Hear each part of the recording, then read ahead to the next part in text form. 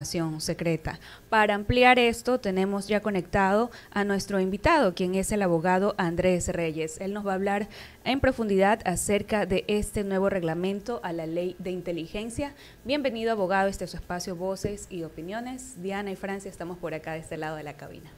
Muy buenos días, Diana, Francia. Efectivamente, el día de ayer, el presidente Daniel Noboa se habría publicado mediante decreto ejecutivo 52 el reglamento general a la ley orgánica de inteligencia. Entonces, para tener en cuenta bastante el punto, ¿no? La ley orgánica de inteligencia, en principio, es una ley que se promulgó el 10 de junio del 2025.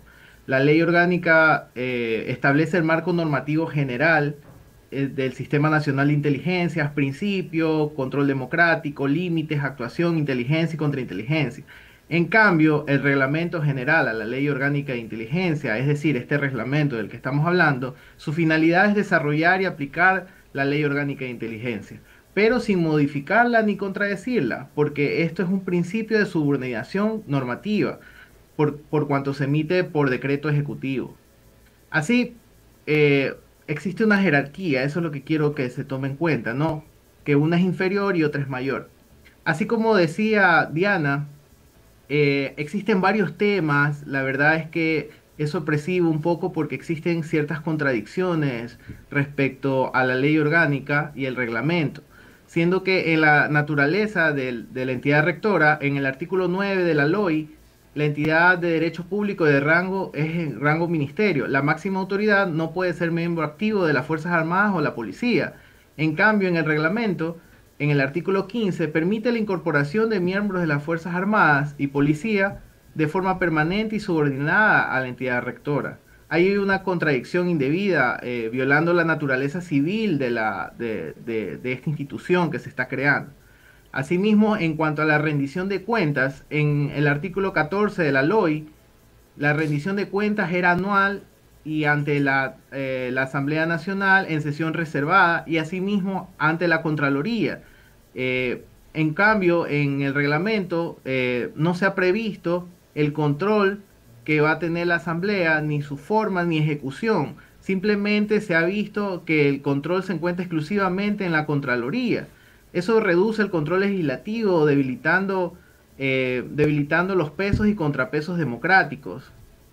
En cuanto a la clasificación de la información, eh, simplemente el artículo 4 y 25 de la LOI, solo cuando sea necesaria y proporcional, justificada con sus respectivos niveles, reservado, secreto y secretísimo. En cambio, en el artículo 25 del reglamento nos expresa que toda información que tenga la entidad rectora automáticamente está por clasificada. Esto es una extralimitación y viola el principio de publicidad de la Constitución. Asimismo, en cuanto a lo que decía Diana, en la intercepción de comunicaciones, la LOI prohíbe vulneraciones de derechos constitucionales, intersecciones sujetas a ciertos requerimientos. En cambio, el reglamento permite intercepciones con autorización administrativa de la entidad rectora. Esto de aquí es un problema bastante grave, constitucional, siendo que es una violación directa, como se hablaba anteriormente con la LOI, al artículo 66, numeral 21 de la Constitución, siendo que el reglamento se está extralimitando. En, Doctor, ay, perdón. Doctor, muy buenos días. ¿Cómo está? Francia le saluda de este lado del micrófono. Para entendimiento de la ciudadanía, ¿usted podría explicarnos cuál es la diferencia entre la ley y el reglamento? ¿Cuál es la función del reglamento? ¿Qué es lo que tiene que hacer el reglamento? ya, la ley establece el marco normativo general. ¿Qué nos quiere decir? Nos establece los principios, la organización, el control democrático y los límites, la actuación de la inteligencia y contrainteligencia. En cambio, el reglamento, su finalidad es desarrollar la aplicación de la ley, pero sin modificarla ni contradecirla. Es decir, la ley está expresada en la ley de inteligencia y la forma de ejecutarla está en el reglamento general a la ley orgánica de inteligencia.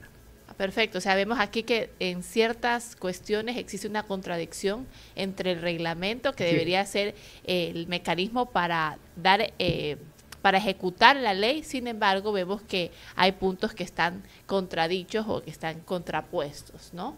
Así es. Uno de los puntos es más que todo una cuestión que sí se ve bastante obvia y la verdad es en cuanto al artículo 18 y el 8 literal P, en cuanto a pruebas de confianza. En cuanto a la LOI, que es la ley, limitadas a personas de inteligencia con requisitos específicos administrativamente. En cambio, en el reglamento autoriza evaluar a cualquier servidor público a petición de la máxima autoridad de esta nueva institución. Eso es una extralimitación, no fue previsto en la LOI y tiene un riesgo de abuso. Asimismo, podemos ver en cuestiones bastante macro que el artículo 10, literal G y R de la LOI, establece cooperación internacional respetando la soberanía y previa normativa ecuatoriana. En cambio, el reglamento en su artículo 8, literal O, autoriza la ejecución de operaciones internacionales contra crimen transnacional sin precisar controles parlamentarios. Esto es un riesgo de violación al principio de soberanía y ausencia del control previsto en la LOI. Sin embargo, este punto es importante porque tiene ventajas y desventajas. Estamos hablando de un control meramente respecto a crimen transnacional. Quiere decir esto en cuestiones de drogas y estupefacientes.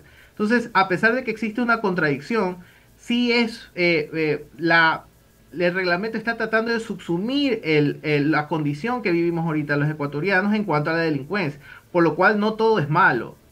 Abogado, de acuerdo a lo que menciona, pues ya se vuelve hasta cierto punto innumerables las contradicciones que tiene este reglamento. ¿Qué tan contraproducente llegaría a ser cuando ya se lo empiece a aplicar en determinados momentos, en un determinado caso? Quizás incluso no se pueda avanzar con el propio procedimiento porque incluso la persona que está siendo juzgada pueda apelar precisamente porque hay estos contrapuntos. Así es. Una cuestión bastante importante es en cuanto a la reserva de información. Está en carácter secreto, secretísimo. Es decir, que la persona a la que se le está requiriendo esta información, tanto a instituciones públicas como a algún ente privado, la persona que está siendo investigada por tener el carácter de secreto o secretísimo no lo va a saber. No lo va a saber y asimismo no hay una forma que no sea administrativa interna de esta nueva institución en cuanto se pueda pedir. Esto sí lo tenemos bastante y lo que es más visible todavía es en cuanto al artículo 34 que habla de los requerimientos de la información a las operadoras de servicios de telecomunicaciones, que es un tema bastante importante. La entidad rectora del subsistema militar no exige otro requisito adicional que una justificación de la solicitud. El reglamento no establece cuál es esa justificación, hasta dónde puede llegar, cuál es la motivación de la justificación. La información se maneja como secreta y no es justiciable. Es decir, que si esta institución comete alguna falta o alguna violación constitucional o administrativa, por parte de la institución y de la persona que es investigado, no sabemos si lo sabrá o no lo sabrá hasta que se desclasifique, no podrá ser justiciable, o sea, no podrá ser visto por un juez para establecer que se ha cometido alguna infracción respecto a la investigación de su tema, ¿no? Ahí es que tenemos una falta de control judicial, una prohibición de judicialización y un plazo extremadamente corto y discrecionalidad excesiva. Es verdad que en 2 días, que es cuando se solicitan la información, están muy bien para delitos transnacionales o de estupefacientes, pero tal vez debió haber sido especificado para que los ciudadanos de a pie no se vean envueltos en esta cuestión. Finalmente, otra cuestión importante, que es lo que se veía en cuanto a las personas naturales, en cuanto a los requerimientos, por ejemplo, a los periodistas, a los doctores, a los abogados, que se les requiere información. Este es un punto importante y esto sí vale rescatar, que a pesar de que exista una contradicción, en el reglamento sí se establece ya que la solicitud sí se puede hacer a una persona natural o jurídica. Debe ser formulada por la máxima autoridad. Esto quiere decir que va a tener un control administrativo dentro de este ministerio.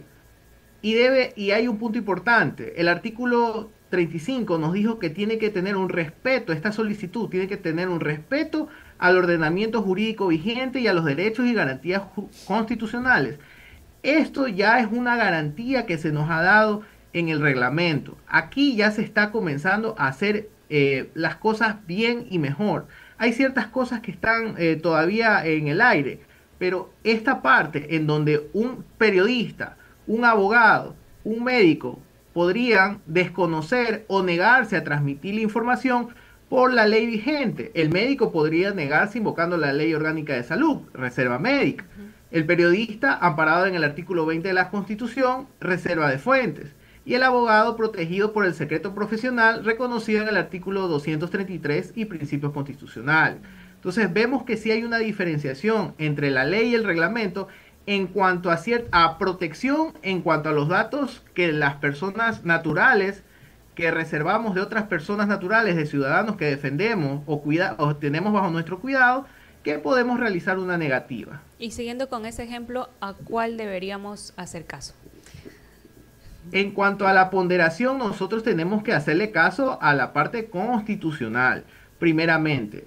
Esa vendría a ser la negativa que nosotros podríamos hacer, más que todos los periodistas, porque tal vez la reserva de la salud es un poco delicado en algunos aspectos, pero no tiene si bien tiene un fin privado, es la población en general que sufre de alguna enfermedad catastrófica o alguna cuestión que sea bastante, que no deba ser escrutinada por parte del Estado, es poca. Asimismo, los abogados, nuestro secreto profesional es más corto también porque nosotros tenemos clientes específicos, pero el periodista en cambio no, el periodista sí tiene una amplia gama porque él realiza investigaciones a diferentes partes, gobiernos, instituciones privadas, instituciones públicas. Yo creía que la reserva de la fuente, amparados en el artículo 20 de la Constitución, va a sobresalir. Asimismo, en cuanto a las acciones de inconstitucionalidad, yo creería que sí habría tal vez no totalmente inconstitucional, pero sí parcialmente inconstitucional la ley. Bueno, hemos escuchado con atención su explicación, doctor Reyes, y de hecho existe ya, me parece que ayer estábamos dando las noticias de diferentes acciones de inconstitucionalidad sobre la ley de inteligencia a partir de esta, podemos decir, arbitraria forma de captar información sin necesariamente una orden judicial. Ahora, me voy a quedar con la parte que usted ha mencionado sobre los mecanismos ciudadanos que no tenemos, de hecho, para neutralizar estas interceptaciones. No existe forma alguna de que el ciudadano común pueda defenderse de estas intromisiones. Así es, por cuanto cuando es el investigado, el ciudadano común o cualquier persona, esta persona no lo va a saber, por cuanto la información tiene tres perspectivas. Una, que es reservado; dos, que es secreto; y otra, que es secretísimo. Así, el secreto y el secretísimo duran 10 y 15 años, en cuanto el reservado dura 5. Y para que pase este tiempo y para que se desclasifique la información o deje de ser reservada, tienen que pasar todo este tiempo.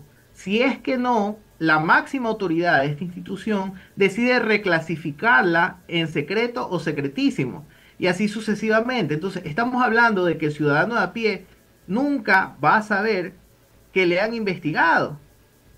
Claro, Entonces, y eso no podría... ¿Cómo defenderse de algo de lo cual no se tiene conocimiento? Justamente a eso era mi siguiente pregunta, porque constitucionalmente hablando se encuentra amparado el derecho a la defensa. ¿Cómo es posible ejercer un buen derecho a la defensa técnica si los ciudadanos desconocemos en qué momento nos están interceptando llamadas e información personal? Así es. La única forma de defenderse es un conocimiento previo que ni siquiera está contemplado porque está sancionado cualquier filtración de información. Asimismo, por ejemplo, las instituciones, como antes lo dije, pueden motivar, cuando se es solicitado, las instituciones pueden motivar en su respuesta a esta institución que debe ser notificada el ciudadano o ciudadana. Tal vez esa es una salida constitucional. Asimismo, cuando sea una persona natural, un abogado, un periodista, un médico, al cual se le requiere información, esta persona también podría informar a la persona que está siendo investigada. Esto tiene también puntos de debilidades por cuanto esta ley es creada en realidad para la delincuencia, para las instituciones militares, para la policía, pero sabemos que a veces se tiene cierto autoritarismo y se puede saber, tal vez no hoy, tal vez no mañana, pero en algún momento podría pasar. Claro. No sé si Diana... Sí, son las 8:03 y estamos en diálogo con el abogado Andrés Reyes hablando del reglamento de la ley de inteligencia que fue expedido hace pocos días, específicamente el lunes pasado por el presidente Daniel Noboa. Como reflexión también para ir cerrando la entrevista, ¿qué alertas deben tener la ciudadanía respecto a estos cambios que ya se han dispuesto vía reglamento? Una de las cosas que en cuanto a la ciudadanía es bastante ambiguo. Es bastante ambiguo ya que reconoce el respeto al ordenamiento jurídico y a los derechos constitucionales. En cuanto a la negativa, no aclara ni concilia con leyes especiales el secreto profesional, como ya lo he mencionado.